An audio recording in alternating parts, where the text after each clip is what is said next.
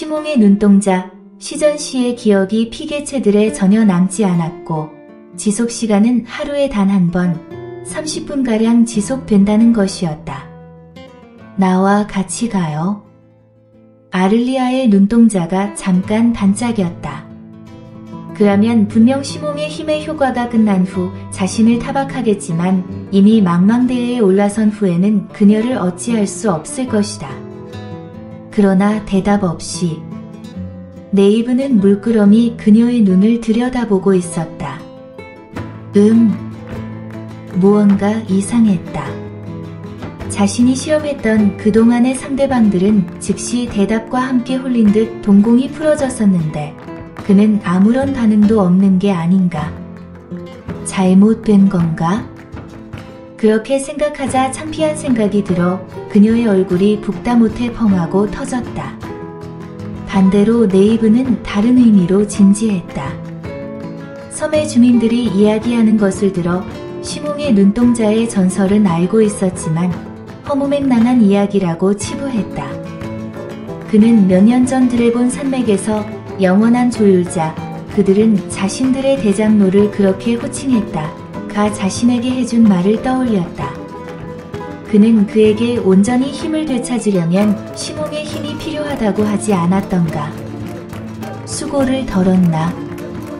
분명 시몽의 힘은 네이브에게 통하지 않았다. 그 이유는 네이브도 몰랐지만 그 힘을 느끼긴 했는데 왜냐하면 그녀의 눈을 본 순간 무언가 심장에 쿵 하는 것이 떨어진 기분이 들었기 때문이었다. 씁쓸하면서도 묵직한 고통. 좋아.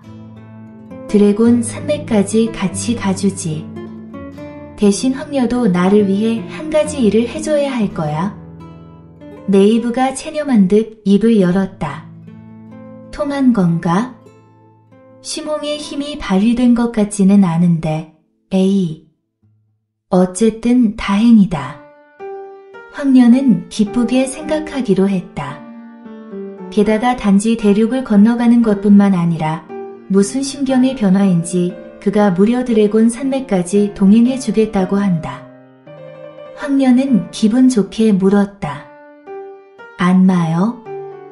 제2장 카이로 제1편 단타리움의 인간시계추 항구도시 카이로, 케로.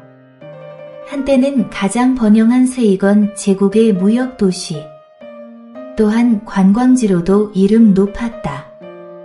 특히 카이로의 눈으로 불린 카이로의 등대는 카이로 시장 관저보다 높게 솟아 그 위용을 자랑했다. 하지만 그것도 인간들이 속칭 마왕군이라고 불리는 마물들의 군대가 침략하기 이전의 이야기.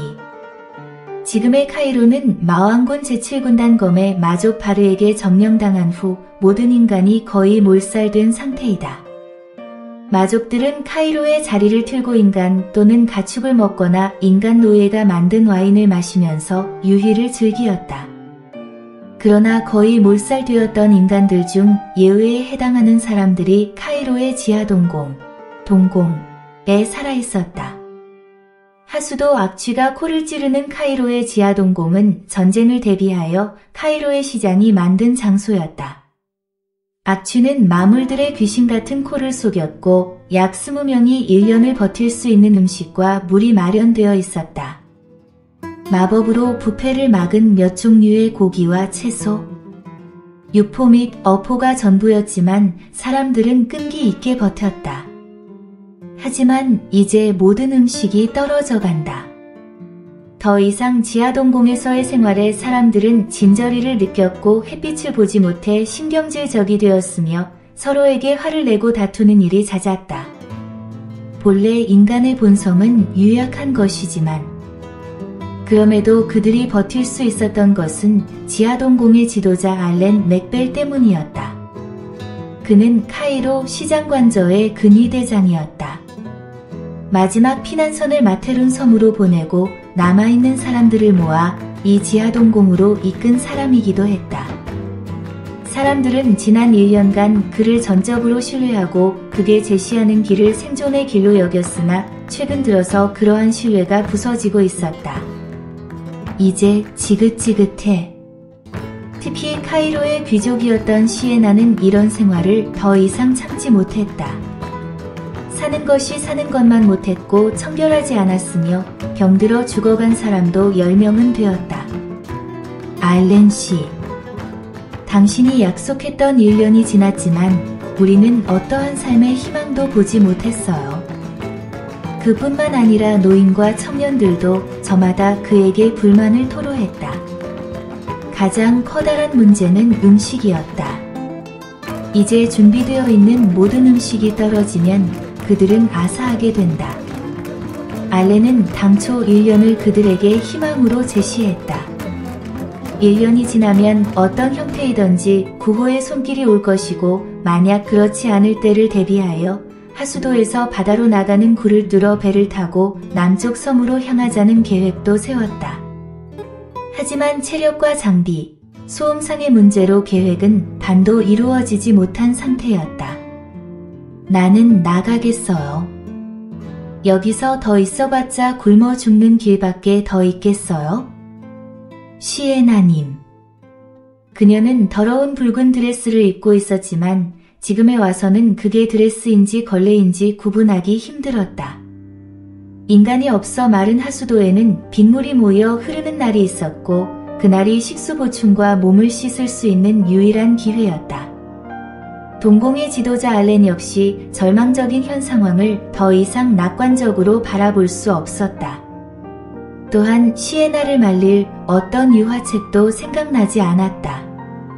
하지만 사람이 생존해 있는 것을 알면 마물들은 반드시 냄새를 추적해 이 지하동공을 찾아낼 것이다. 하지만 나가면 반드시 죽음이 기다리고 있을 것입니다. 마물들은 오랫동안 인간을 보지 못해 광폭해져 있을 거예요.